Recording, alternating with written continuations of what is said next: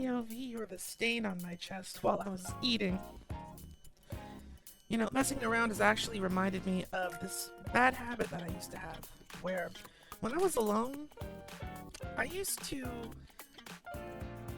when I thought nobody was around, I would eat very, very different from when there were people around.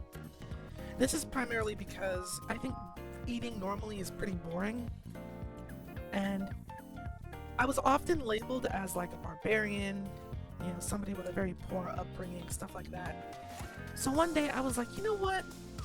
If they're gonna label me like that, I wonder what it's like to actually be a no-good savage. So I had this plate of spaghetti. I sat down at the table and realized that I had forgot my fork. But I remembered that there was nobody home. It was just me. So I'm like, you know what? Screw it. I'm gonna eat this stuff with my hands. And there's nobody around to judge me. So what's the problem? So I start eating. And it's really good. I'm not being super messy about it because, you know, still gotta clean up at some point. But the most unlucky thing just so happens to occur. I hear the front door open. And my parents come in. Now, I've got some time before they actually see me because I'm in the dining room. And I go, I got a plan. I got this. I drop the spaghetti on myself. And as they come in and see me, I make it look as though I had just accidentally knocked over the plate of spaghetti on myself.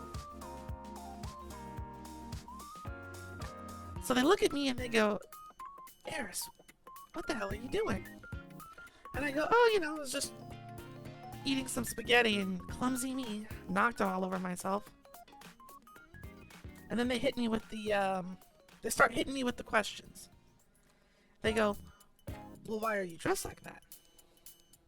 And I go, in my head, I'm like, oh, this is easy. I just got done doing laundry and didn't want to risk staining my clothes with spaghetti sauce. So I figured I wanted to eat something and we had that spaghetti, so, you know. And they're like, okay, yeah, that makes sense.